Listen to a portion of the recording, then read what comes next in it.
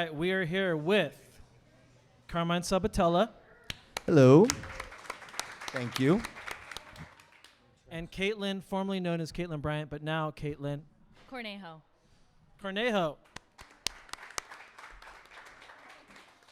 This is a small business summer series, and we're here to talk about the journey of entrepreneurship and business. And both of you guys have a really cool story to tell. So I'm going to start with Caitlin. So what brought you to this point?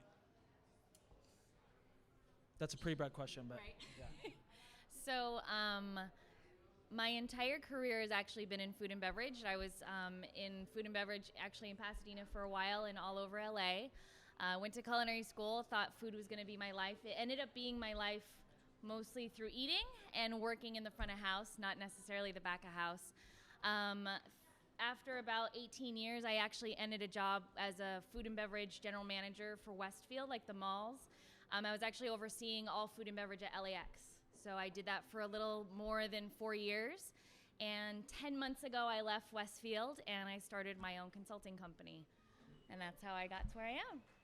Very short of it. Well, the long part of it is what I wanted to know. So what made you leave your job and decide that you wanted to go out on your own and be an entrepreneur of your own business? Throughout my career, especially when I joined Westfield, it being such a corporate company, I was always asked, what do I want to do? You know, where do I want to see myself with the company in 2 to 3 years or whatever it was. I never really had a plan. I just knew I wanted to continue to grow and learn and keep moving up. It wasn't necessarily I wanted to have that big title or anything like that, but I just kept wanting to learn more things. I got more into being at LAX. Everyone knows about the construction, so I actually was really fortunate and was able to be a part of the planning process, which I never thought I could ever get into, of how do you choose what brands go into an airport, how do you choose what size of a space they get, logistically where the loading docks are located, working directly with the airlines, with the cities. It was really exciting to see that collaboration, especially in a city setting where you have a lot of challenges. But overall, I started seeing that I kind of reached my plateau, specifically with Westfield, because they only have concessions, and I saw myself getting more into the city, more involved in the city, and specifically, mostly because I married a police officer, I started getting more into the security part of the airport. So that helped out a lot too. So how do concessions operate day to day? They have a knife in a sterile area where you're traveling, and if that knife goes missing, it's a big problem. So I helped actually create the airport security program at LAX and worked with the police there and monitoring all of that. It's a lot of really not fun work, but for me it was really exciting to be a part of something and making sure that it was a safe place. So that's something that Westfield wasn't getting into, and I saw that it wasn't about the title and it wasn't about my next performance review. It was about how do you increase your knowledge and keep growing. And I saw that it really was, I had to get to a very stressful place where my husband said, something's not working, you're so stressed out, what is it? And I saw that actually it would be better and easier if I was just on my own as a consultant and be a minority and women-owned business too. Yeah. It's another thing for the city too. So then I formed Make Good Company. So Make Good Company, I came up with the name. It's very sweet and nice, but I actually looked up the definition of efficiency, and I'm all about being efficient. And there was a definition that said to make good, and I loved it. It just felt right because I like making things good. I'm not going to make it perfect, but just to make something feel good and know it's going to be efficient is a nice kind of harmony. So that's why I came up with Make Good Company. So I'm actually small business certified, disadvantaged business certified, which is women and minority, and I'm also airport concessionaire certified too. So I have multiple certifications, and being on a city property, they're mandated to use people like me in a lot of their contracts. So it just helps kind of both ways. I found out this morning that I might be eligible for a $100 million contract, that there's potentially 20% of that business goes to women-owned businesses or minority-owned businesses, and it's specific to logistics at the airport, which I just thrive on. So hopefully it goes well. If not, even if I get 1%, we're gonna buy a house, something great. But it's really exciting, and it's been a ride. It's been a wild, wild ride. I want to talk about, there was a renaissance at LAX. Was that before you were there or during or after? That was during. And so, because I want to touch on like who came in, because you kind of spread through it, but Yeah.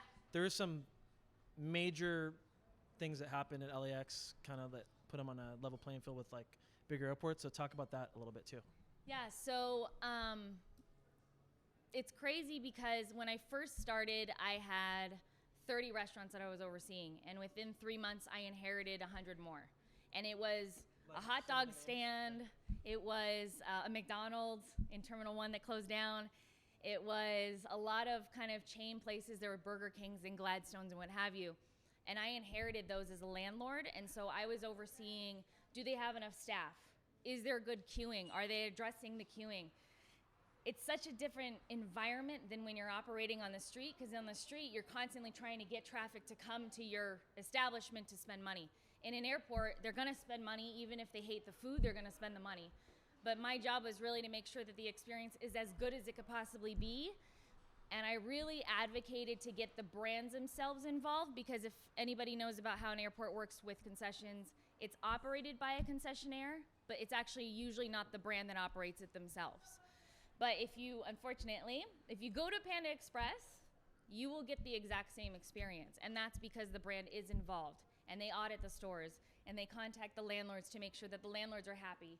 I would contact all 80 airlines and say, are you getting a good experience? If you're not, let me know, and I'll address it with that concessionaire.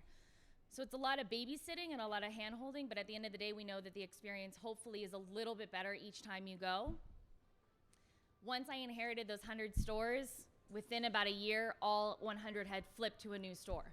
So there was construction for all 100. So at the end of the program, I had over 100 restaurants, and they were doing about $250 million a year in sales. The volume of that, I tried to show Westfield specifically, you can't do that many millions of dollars without looking at how many bodies that represents, and how much effort that takes, and how much logistics that takes, and how much orange chicken you fry. I mean, it's just a lot that goes into serving the guests every day. So I think that going through an airport, it's, especially for LAX, that now they're just starting on a $14.5 billion contract for the trains and all the infrastructure for better getting to the airport. They've addressed a lot of the terminal work, but in 5 to 10 years, another terminal is going to need renovation. So they're constantly going to be under construction.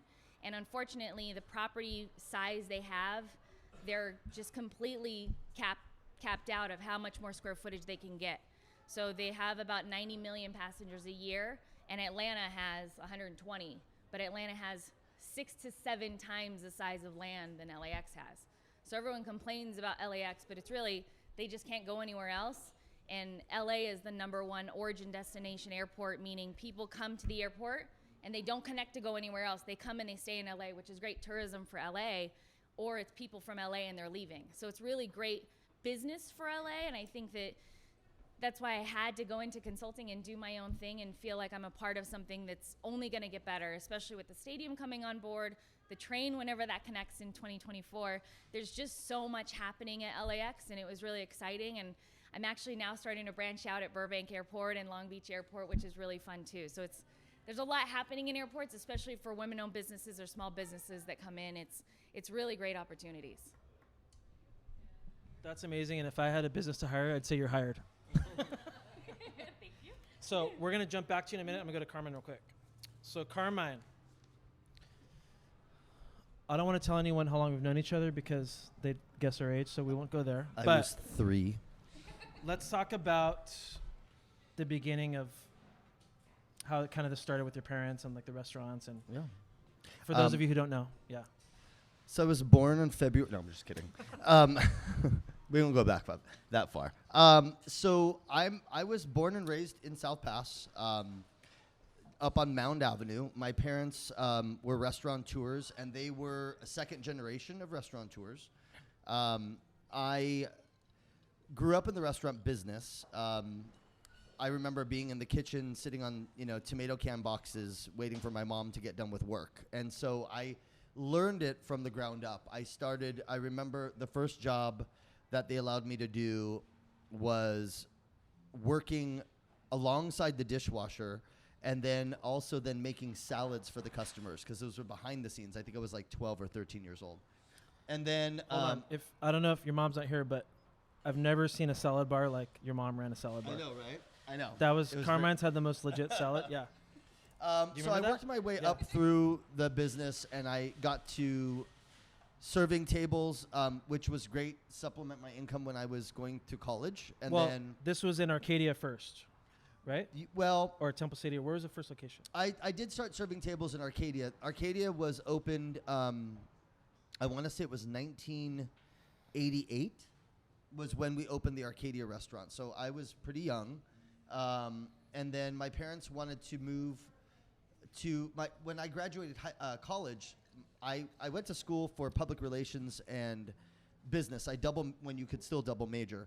I double majored in public relations and business at USC.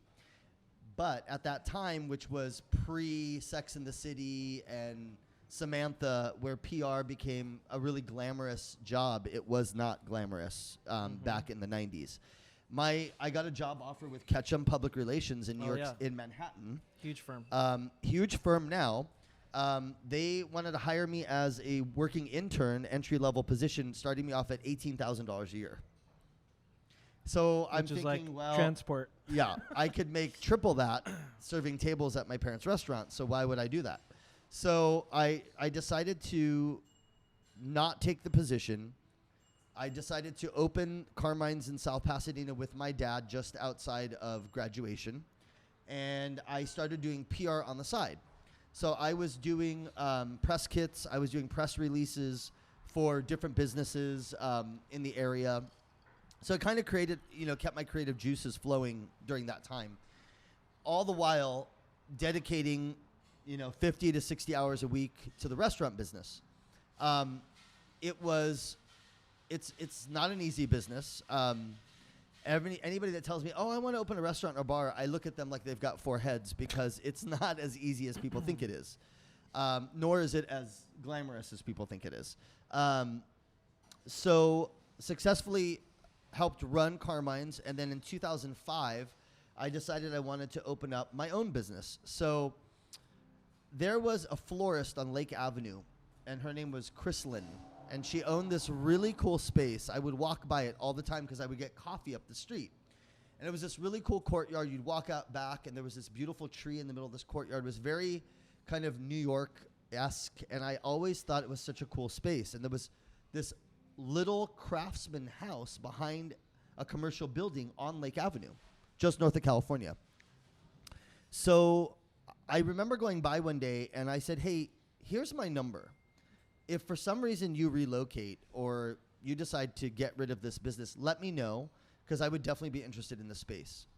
So 2 years later, I got a call from her, and she said, I'm relocating to La Cañada, and this space will be available.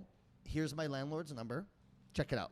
Let's stop for 1 second, because at this time, two restaurants were both, I feel like Carmine's and South Pass was like booming. It was. I mean, I don't know if you guys are familiar with that location, but it was an omen for many, many years. And still is. The bar. And there still was a bar is and really. a restaurant. Yeah, it still really is. Right. We were there for 18 years, and I think other than Heckles back in the day, which most of you would not remember. Or Lasorda's, by the name only. Yeah, but Lasorda's was only there for Short-lived. a short-lived amount of time as well. So we made it work. I remember my dad saying he wanted that space. And do you know, it's the sushi restaurant on Green Street, Sushi of Naples. Mm-hmm. You guys heard of it? Up on Green. That was also available. And I remember saying to my dad, let's get this space. Like, if you look at the track record of this building in South Pasadena, we're doomed. No, my dad's old school Italian. No, it's where we grew up, and the family's here, and everybody knows the Sabatellas in South Pasadena, which could be a good thing or a bad thing. And so let's do it here. So we went along for the ride, and we were operating both restaurants simultaneously, although Arcadia was pretty much self-running at that time. And that one didn't have a bar. That was just a restaurant. And it didn't have a bar. Right. It had a beer and wine license. We entertained opening up a full bar there, but the business was doing so well that it was almost like, why bother with the investment and the headache of having that alcohol license and the liability. So we had that in South Pasadena. So then you have the vision, you see the florist, and she calls you 2 years later. Right. So Okay. I had this idea that I needed to, how old was I? I think I was 28 years old. And I wanted to do something on my own, independent of my family. I needed to do it for myself. So I came up with this concept of a high-end cocktail lounge in Pasadena, something that they hadn't seen. We all went to McMurphy's. We all went to the Dugout. We all went to Villa Cerizo. Those were like... We never went to McMurphy's. Maybe once or twice. It was either a sports bar or it was like a club. So there was not like a high-end cocktail lounge. Let's not forget about Bennigan's too. Your favorite place to go when you're 21. Yeah. I liked the location because at that time, that South Lake Business District was trying to revamp and start to kind of become something to put on the map again, because for so many years it was lost. And I liked the proximity that it was in. It had with the Ritz-Carlton, which is now the Langham. And I thought, perfect opportunity. I could partner up with a concierge program at the Ritz-Carlton and say, for your guests, we will offer, a specialty, item that we can offer them so that they could drive them up to Magnolia, drop them off, and then pick them up after they were done. It was really a great idea. And I knew the concierge at the time. So the wheels started in motion, and at that point, I think, is when I realized that my creativity went a little outside of the restaurant business, because I basically designed that whole space from the ground up. So, but you got your marketing for free as well by having the vision of talking to the concierge and some people don't do that. So yeah, for the most part, I kind of pre-marketed myself. I had that relationship set up before we actually opened our doors.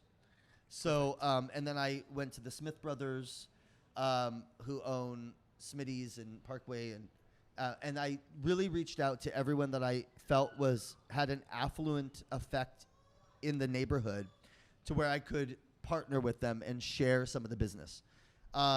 So it was really well accepted. I actually didn't have any signage. I wanted to create.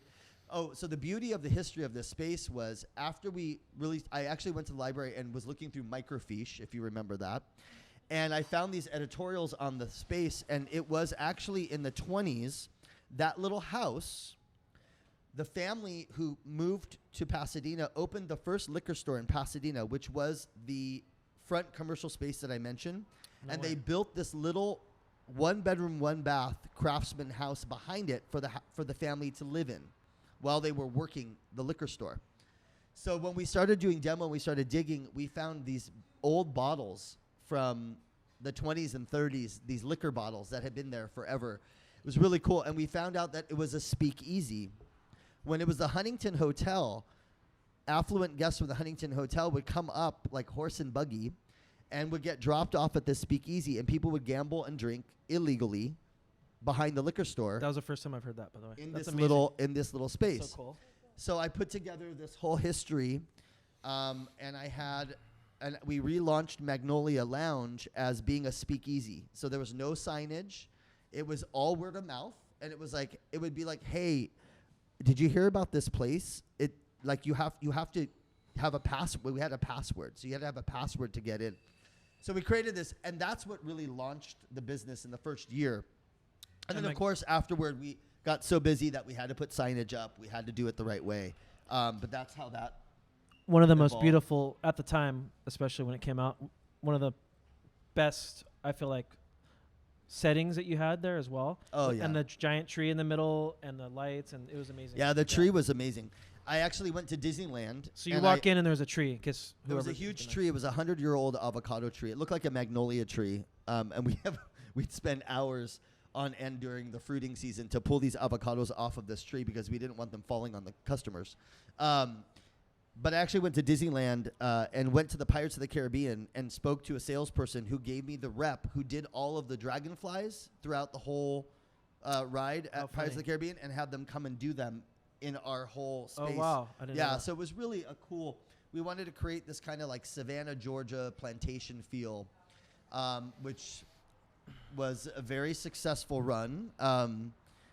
I had approached my business partner at the time, who I brought on with me, because I knew that I couldn't do it by myself. I was working at Carmine's, and there was no way I could be two places at one time. So I needed to split this 50-50 with someone so that I could stay at Carmine's half the time. Well, you were sort of the operations manager at Carmine's as well. I was. In my opinion. I was the operations Right. manager. I was managing, 75 employees, and I was on the floor managing 50 to 60 hours a week. So for 5 years of my life, I would wake up and get to Carmine's at 10 a.m. I would work there until 9 p.m., and then I would leave and relieve my business partner at Magnolia at 9 p.m., and I would stay there till 3 or 4 p.m. or 4 a.m. and close down, and I would repeat that cycle every single day, except for Sundays. So it did get very taxing after a while. Did you, when you say partner, was he financial or just operations or kind of everything? Or Well, because initially it was supposed to be just financial and then partial operations, and then they fell in love with the business. He and his wife both quit their day jobs and wanted to do Magnolia full time. Here's the thing, though. I wanted to, statistically speaking, if a restaurant or bar is successful, year 2 and year 7 are the most profitable. That's just how the algorithm and how it cycles. So my intention was to build this business, and in year 6, put it on the market so that we could sell before year 7 or in year 7 when we were at the height. At that time, I had decided to get out of the restaurant business altogether, because if I didn't, I was going to lose my sanity. I'd been doing it for almost 20 years. So I had to get the wheels in motion. So I actually sold my shares back to my family in Carmine's, and I got out of Carmine's. So Carmine's and your partner helped fund the business for Magnolia House as well. No, I actually took a loan out. What does it cost to start a bar or business like that, or restaurant? Well, this was back in 2005. I mean, for anyone that wants to start a business, or the crazy people that are out there that think they can do it, like, what is a number you think? Yeah, is fair? you need a minimum. I mean, well, it's all. I mean, it could go. It's all relative, right? Build So let's up take a space like this. Let's call this 1,500 square feet. If it's a full bar, you need to have a month's worth of liquor in stock, which can cost about $30,000, roughly, 30 to 40. The startup for Magnolia, and Magnolia was only 1,100 square feet. It's really small. So cozy, though. And we would pack 100 people in there Isn't it cozy? to 120 people there, like on a busy Friday night. I had to come up with about $800,000, just working capital. Is that permits and all that too, or is that build out? That's everything. Okay. That was the construction of it cost me about $300K, and then the $500K was to carry it for the first 2 months. And I just had my fingers crossed that it was gonna. Well, I mean, that was place- gonna work. I didn't. You didn't need to worry after the first month, I think, right? It was pretty crazy. No, we Yeah. we were very Place was fortunate. bonkers. Yeah, we were very fortunate. It was crazy. We had a line out on Thursday, Friday, Saturday night. There was a line wrapped around all the way over to Madres when Jennifer Lopez had Madres. It Oh, would literally wrap I remember around, that. which was great for us because J-Lo's people would be waiting to get in. All of a sudden, all these people are lining up for something else, and they're like, what's that? And then all of a sudden, we get all their business coming over. How funny. Yeah, That was a short-lived business anyway. Their business. it yeah. was. Well, yes, it was. For several reasons, but yeah. So So year 6. year 6, You're out. yeah, and then- year 6 I wanted to sell. okay. My business partner was probably about 10 years older than me, and they decided they didn't want to sell. Mind you, I was totally transparent from day one. Like, this is my business plan. My goal is to sell. They didn't at the time have the means to buy me out. They didn't want me to buy them out because they didn't know what they were going to do at that point in time. So I said, the only option is that we sell. you allow me to sell my 50% to someone else who's viable. Took us almost 3 years to sell the business because we couldn't come to an agreement. Were you still there? I was still there. Wow. So now we're broaching into year 9. We finally sell to the Bicos brothers, who own Gus's and is it Tops? Tops, yeah. Tops, yeah. Awesome guys. We made 15% of the profit in year 9 than what we would have sold in year 6 when I wanted to sell. Wow. That's how much the business had declined from year 6 to year 9. So unfortunately, we didn't make a whole lot of money. We didn't lose money, but we didn't make a whole lot of money on the sale end of it. At that point, I had decided that I wanted to, all the while, I was redesigning these businesses. I have ADD, and I'm very creative, so I constantly need change. So I think I had redone Carmine's twice. I had redone Magnolia twice. And I was doing interior design and landscape design on the side as a hobby just to keep myself creative. So I decided that when I liquidated my businesses, the business I wanted to get into was real estate and development. And that's what I did. So what came first? The development of flipping or No, the real becoming estate. an agent in real estate? What Yeah, came so first? at 38 years old, I had a huge leap of faith. I liquidated all my assets. So I sold both of my businesses. I sold my home that I had since 2000. That's beyond a leap of faith, I think. It was scary. No, I mean that literally is, you put everything on the line and Yeah. you I take a had risk. to I just had to take a risk. I'm a huge risk taker. But this was a big one. And the turning point for me was, I remember my daughter was deathly ill. She caught some weird, funky thing that was going around in the private schools when she was like in 2nd grade. And it was a Friday night, and I was home with her. She was sicker than a dog. And she looked at me and she said, "Dad, I'm so happy that you're home with me tonight." And I thought, she shouldn't have to be on her deathbed for me to be able to be home in an evening with her to enjoy it. So at that point, that's what actually was the catalyst for me to get the wheels in motion to get out of the restaurant business and to do something else. So I liquidated all my assets, and I started taking my real estate license. It took me a while. I took the test the first time. I was a business major. I'm very analytical. I study. I did really well in school. So I thought, I can study this and do really well on this real estate test. It's not an issue. And everyone said, you have to take a crash course before you take the exam. And I thought, I don't need to take a crash course. I know what I'm doing. So I went in and took the test. They give you 3 hours to take the test. I was there till 3 hours and like 2 minutes till they kicked me out. And I failed. Did not pass the test. I don't know why I didn't pass the test. I don't know what I scored because they don't share that information with you. So I went to the crash course the following week, went and took the test again. An hour and 10 minutes into the test, I finished it. I left and I passed. So the crash course was well worth it. Nice. Yeah, very well worth it. That's good advice for anyone that wants to get into real estate as well. Yes. 100%. If you're going to get into real estate, you have to take a crash course. It is absolutely crucial. So were you flipping while this was happening without a license? No. Or were you... No, I didn't even get know into how that? to flip a house Okay. at that time. I knew how to design a house. I had no idea how to flip a house. So what I did was, I had this design background. I had a lot of clients and friends of mine who were professionals, and they had money and they wanted to get into flipping. I had all my contractors through my businesses that I had done work. You own a restaurant, everything breaks down in a restaurant constantly, right? So I have plumbers, I have electricians, I have roofers, I have everybody you need. So here I am. I have my real estate license. For the first year that I tried to do real estate, I thought, oh, I'm going to go do real estate in Beverly Hills. This is going to be amazing. Horrible decision.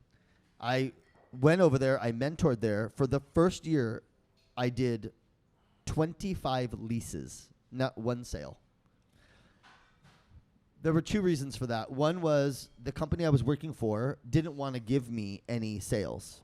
The active agents there wanted to keep the sales, so they just kept pawning leases off to me. Great practice, not a lot of money. Leases are actually more difficult contractually to do than sales, in my opinion. It's more paperwork. There's more liability. It's just a lot of risk. So you've got to cover a lot of bases. So I remember a friend of mine, Ann Sanborn. She's a huge agent with Sotheby's. She called me one day and said, hey, let's have lunch.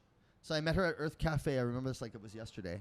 And I sat down and she said, I'll give you the clean version.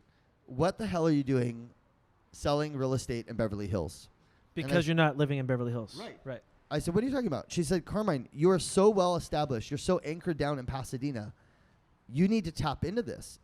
Everyone knows who you are from your businesses. Like, you need to tap into this. So I thought about it, and I listened to her, and I made the move about a month later, and I joined Sotheby's in Pasadena. That's really good advice, though, for anyone who's listening anywhere that has this idea of Beverly Hills or Hollywood or West Hollywood or watches $1 Billion Listing. If you just stay kind of in your hometown, I think it's probably smarter. I think that real estate I think you will be successful in real estate where you're familiar and you get it, the area. If you understand the area, you believe in the area, and you love the area that you're in, you'll be able to sell there. I didn't like Beverly Hills. The clientele that I came across were arrogant, rude, disrespectful. They talked to me like I was a servant. Like, it was just not the kind of people I wanted to work with. I came out here, and it was like I befriended all my clients. It was like I still am friends with one of them sitting right here. That's the connection I want. The reason why I wanted to be in the restaurant business as long as I was in it was because I like to be with people. I like serving people. I like making people happy. I loved when people would come in and eat and leave and have a smile on their face and a stomach full of food and go on and enjoy themselves. It's the same thing with real estate. I wanted to be able to help people become happy in their real estate purchase.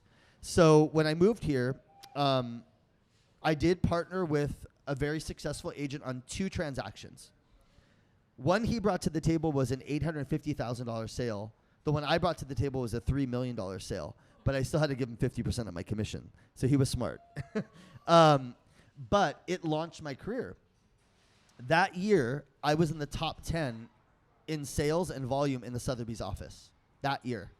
And I stayed in the top 10 for the following 3 years until I moved brokerages. And it was just crazy. I just couldn't believe the night and day that I experienced by just tapping and farming the area that I knew and that I felt comfortable in.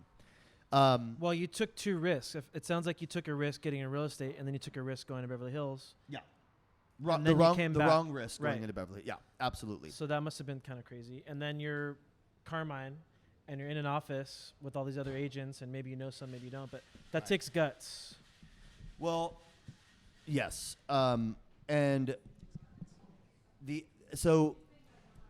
The first few transactions that I did were clients of mine who were friends of mine, who were professionals, and this is when flipping really started to get big.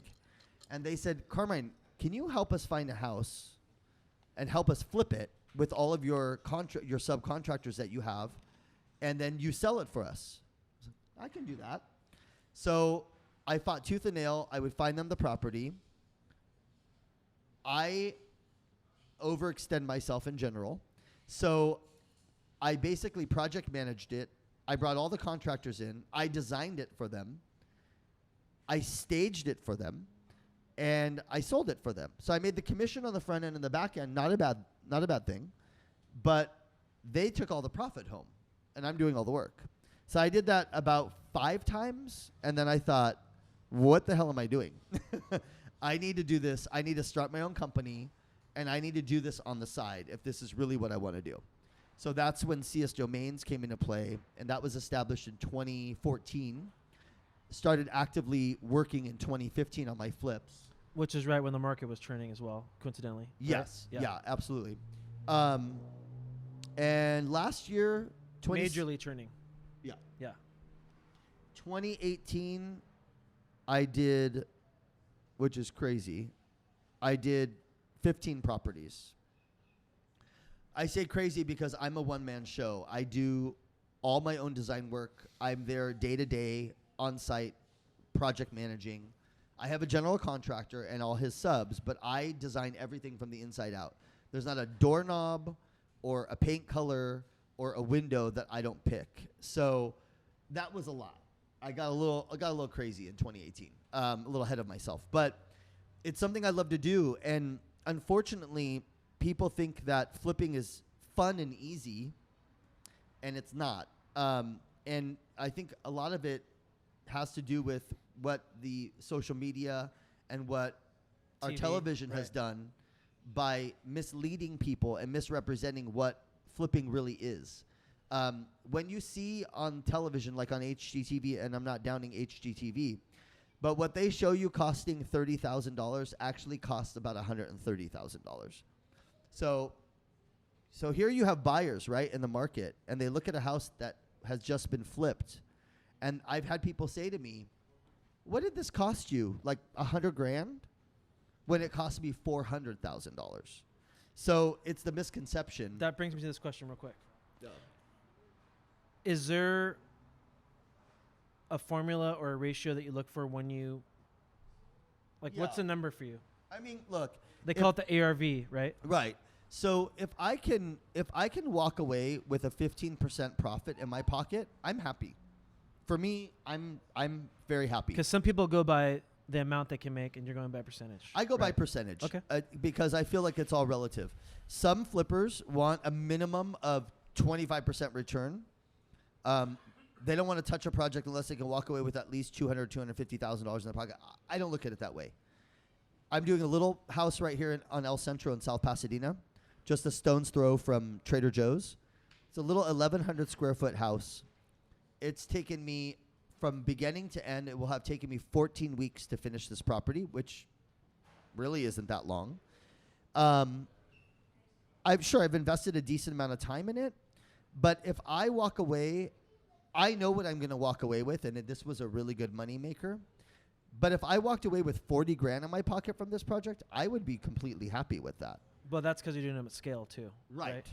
I think people try to quit their job and be a flipper, and then it's like, well, you could have had a job, made the same amount of money, or And less. And the other misconception too is, I'm closing escrow on an estate that I flipped. Here's a good example. This is actually a really good example. The estate that I just flipped, which is a 6,700 square foot compound on an acre of property in Pasadena. Now, granted, I'm splitting this with my contractor because we went in it and partnered it together. I'm going to walk away with the same amount of profit that I made on that project as I'm going to on this little El Centro project. So size doesn't necessarily mean more profit. I did that more because I wanted it for my portfolio. That's the gold right there. I wanted to see if I could do it. You know, it's just something I could say, okay, I had that in my back pocket. I did an estate. So sometimes the smaller ones are more profitable and they're easier and they're better. So it just depends. How much goes into you doing a flip? I mean, because now it's like riding a bike, but is there a lot of red tape for someone that doesn't know, that wants to try it? And I mean, yeah, permits and contractors, they should have a list beforehand. You have to have a formula. Number one, you have to have a schedule. And what I mean by that is you have to have a template where you're plugging in your purchase price, your holding costs, if you have holding costs. If you're fortunate enough to buy it all cash, then you don't have holding costs.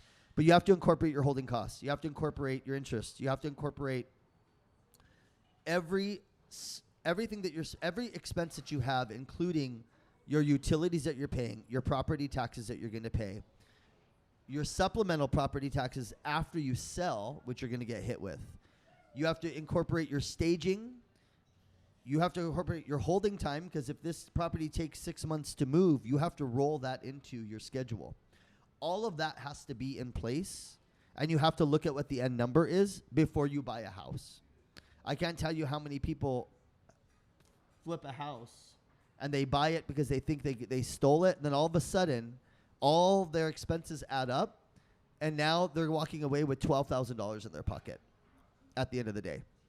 So you have to have that template in place. There are a couple really good resources to get them, but I absolutely feel like you have to have that in place before you can Google. Go. Yeah.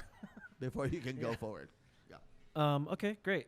So now where are you? You're at Compass, right? Yeah. As an agent? Yeah. On the So other I end, landed myself at Compass.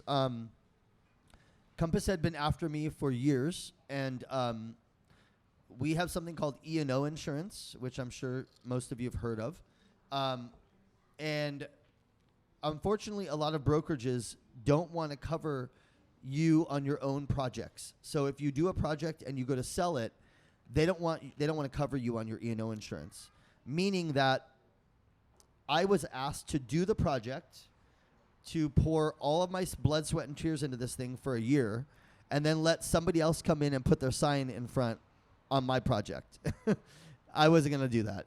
It's not a pride thing. It's the fact that I didn't want to send the message to somebody that I didn't do this project, because I was trying to build a brand awareness for who I am and what I do.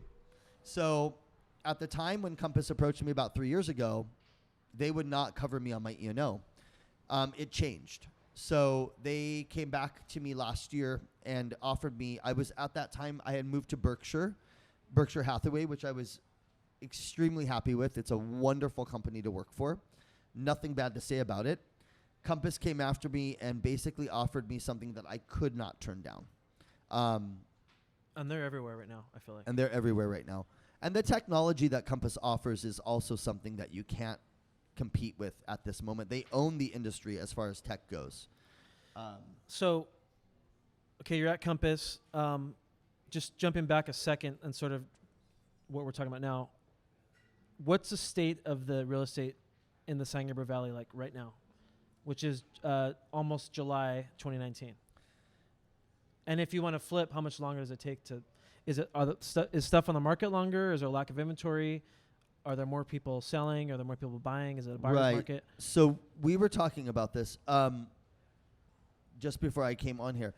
There are certain areas, surrounding areas, not Pasadena or South Pasadena, where there are double the amount of inventory on the market right now than it was just 2 months ago.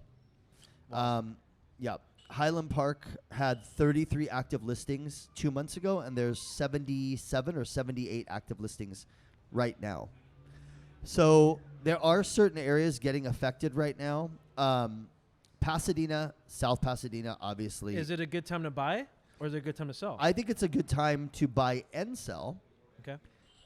However, I think if you're a seller, you have to be practical. Last year, we had this unbelievable,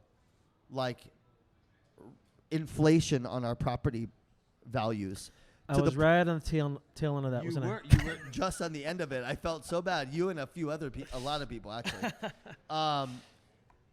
But we were seeing these unbelievable $1,000 a square foot here, $1,030 there. I mean, just ridiculous, right?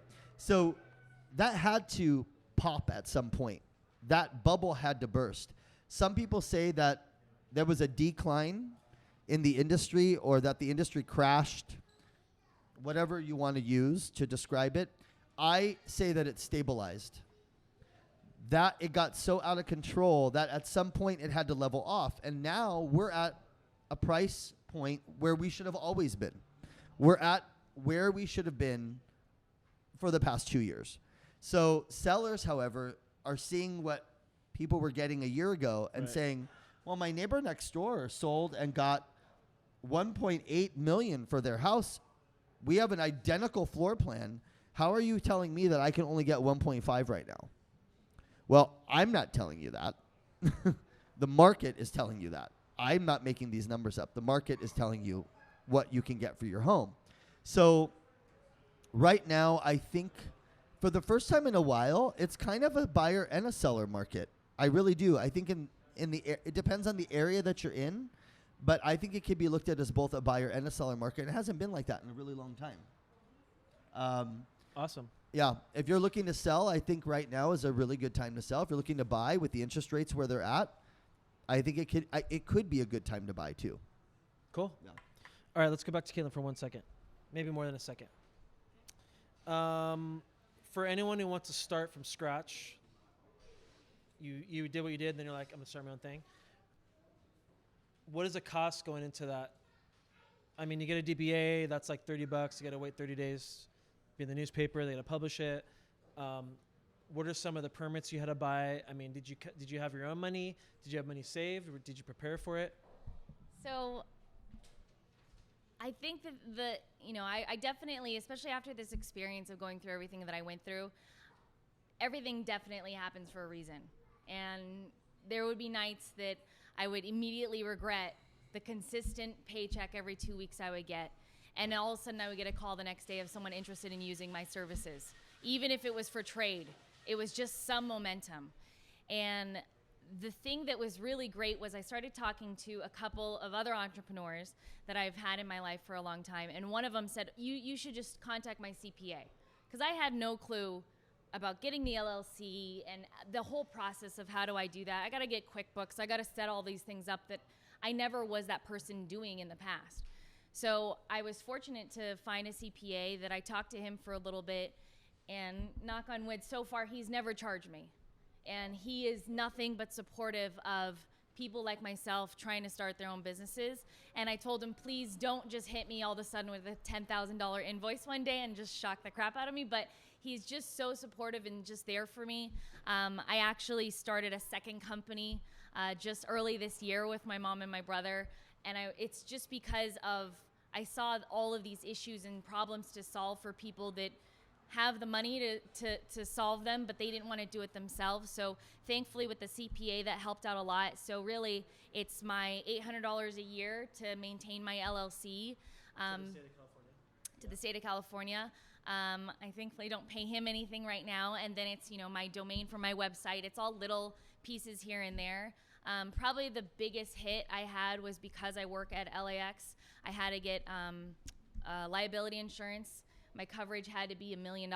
So for that, though, really, I thought, okay, well, what does that even mean? How much could that possibly cost? And it was about almost $4,000 a year. So $4,000 a year, I then am able to get even more clients at the airport because I now have a badge, and that's one less obstacle. So I've been very, very blessed in that sense. Certifications? What do those cost? All of the certifications cost just time. Okay. Thankfully. It is not fun to do it. I have 4 different certifications for Make Good Company. Did they make you have an LLC? Yes. Okay. Yeah, you have to have an LLC. They ask you quite a bit of things. The second company that I have with my family, they asked me for my mother's birth certificate to show that she's Asian. And in the end, I ended up just showing them a copy of a family tree and a book that our family was in. And they didn't even let me know I was certified. And I logged in this morning and I found out that we got certified. Nice. So that's the city for you. But, there's just a lot of that kind of follow-up. And I think a lot of people get really afraid to do it because some people are really apprehensive of just asking questions. And I'm one of those that I'd rather look dumb and ask the questions and find out the answer than just look dumb and just wander around without the answer. So I asked a lot of people a lot of questions of getting it started. What advice can you give entrepreneurs, women entrepreneurs in business, someone starting out, based on what you just experienced in the last year? Get involved in the airport. I mean, there's so much business out there. Well, you're guaranteed to bid on something if you've got the certification. 100%. And just like the Army or the military or those kind of contracts. Exactly. And certain contracts or certain projects that they have available. Have to use women-owned or minority-owned. They dictate if it's just women-owned or minority-owned. Sometimes they say specifically to Chinese or Indian or what have you. So they're very specific in those. The second company that we formed, we're actually a supplier for TSA. So TSA said, we need certain supplies. The company we're getting it from right now, they don't know the logistics of the airport, go figure. And we need it delivered directly to the terminal. There's so much construction. You know how to maneuver through the airport. If you get it delivered to us, we'll give you the contract. So because it's the government, I didn't actually get a contract, but they verbally told me that we have business for the next 5 years. So it's little things like that. And the only reason why I was able to do that was because in my previous role, I was feeding the TSA. So then I had that relationship. So really having the relationships and just being very open and honest on your pitfalls and where you actually came up. I think a lot of people are very just excited for you and they want to support you in any way that they can. And so it's been really great. I definitely say network. Don't be afraid to say hello to somebody. I had a cold call somebody today, and I was very nervous to do so. But at the same time, it's like, well, if it doesn't happen, it doesn't happen. But you just have to feel like you're taking a risk, but it's really not that big of a risk because it's just you against yourself. Real quick, when you get a contract, how do you finance that? So thankfully, Make Good Company is a consulting firm. Okay. So they're hiring me for me. So I have to put nothing up front. Okay. There's nothing that I have to put up front. It's just my time. But if you're providing TSA, it's consulting services So or it's supplies? that's the supply. I'm a broker. Okay. So I you're make basically brokering between the supplier Exactly. and the buyer. Yeah, but I made And sure you put your margin in there. because I did not That want to means have no money put yes. down. That's the most amazing business model. I love it. I didn't want to have any overlap where the TSA paid me net 30. They paid me every 30 days, but then I have to pay this company Right. every 15 days. So I flipped it that TSA pays me within, they're actually really great. They pay me within 48 hours of me submitting an invoice. I'm in the wrong business. There's a lot of really great kind of outlets there, but I always wanted to be in the positive cash flow because I've always been in the positive cash flow, and that is a very uncomfortable place to be when you're not. And I try to avoid it at all costs possible. At all costs possible, yeah. Carmine, real quick, any thing you want to give advice to anyone, or what would you tell someone? Because I think you've got two different aspects of your life. So the entrepreneur that had restaurants, and then the real estate person. I think, I get emails and phone calls, or actually in like messages on Facebook and social media, probably daily from friends of mine saying, or people that I know, just acquaintances, hey, I really want to get into real estate. Can you call me? I'd love to talk. I'd love to have coffee with you. 10% of the agents in our industry do 90% of the work.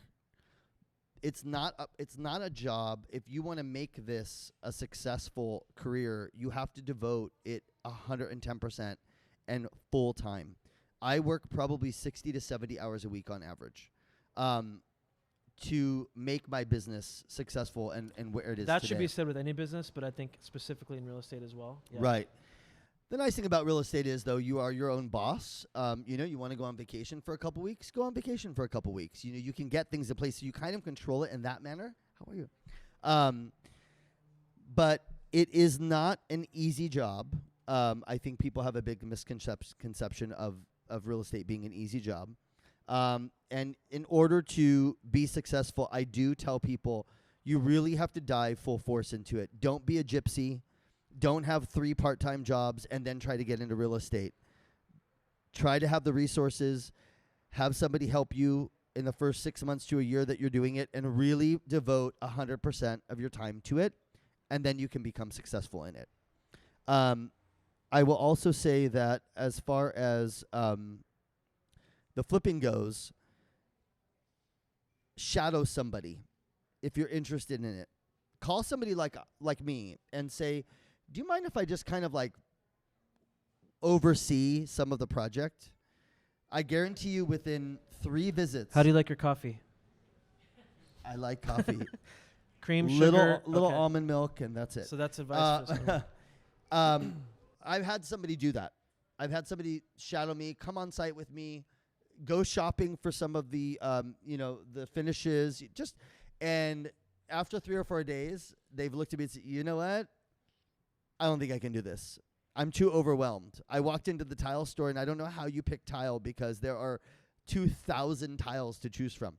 It's overwhelming for a lot of people. So so that would be my recommendation. Yeah, Awesome. 100%. Any questions from anyone? What were you going to ask? No. Go ahead. When you set up an LLC, what made you decide to set up an LLC versus going towards an S corp?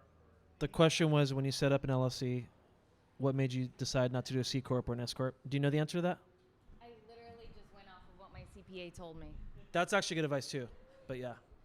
It was, I wanted the least amount of risk, and it's been 10 months, and every check that I'm getting, I'm very cognizant of the fact that, okay, I'm not paying taxes on this yet. and I will at some point, and that's not going to be fun. And I just keep calling him, and I've been very, very blessed to have him in my life because he just says, don't worry about it. 6 to 9 months in, you're still getting your footing. Once you start getting more clients, then we'll talk, and we'll talk more about how the money's coming in. But I literally went with exactly what he said, and it's been, as I've been talking to a lot of my other friends that have their own businesses, it's the same consensus, thank goodness. I was very lucky. I have a follow-up question to that. Why did you set the LLC up in Delaware, Texas, or Nevada? Because you don't have to pay income tax. Why didn't you set it up in a different state? Do you know the answer to that? Just because my CPA told me. And That's a good answer, honestly, though, actually. Yeah. a majority of my business is going to be done in California also. I am looking at some things at the Atlanta airport and maybe New Jersey airport. But again, for me, I'm going to get to that bridge when I cross it, you know. And I can jump in and just touch on that really quick from a real estate aspect or flipping aspect. When I first started my corporation, it was an LLC. And I dissolved that and created an S Corp because in an S Corp, you actually can write off a lot more and it can absorb a lot more of your overhead. So my profit margin is much higher at the end of the year through an S Corp than an LLC with the flipping and the projects. I did try to put my S Corp into Nevada, and they are getting they're not stupid. They're getting so strict. I have to show that I'm doing the majority of my business in Nevada in order to have my S Corp run through Nevada. Obviously, I'm not doing that. So it's not as easy as it used to be. Yeah. Well, also, the funny thing is people are like, you didn't need to put your address in Nevada, but like, who are you hiding from? Yeah. That was kind of the one thing. And it's like, well, why don't you want to show your address? Like, you know. Yeah. Anyway, anyone else? Are we done? That's a wrap? Okay, thanks everyone for coming. We'll see you next time. Thank you, guys. Thank you, sir. Thank you.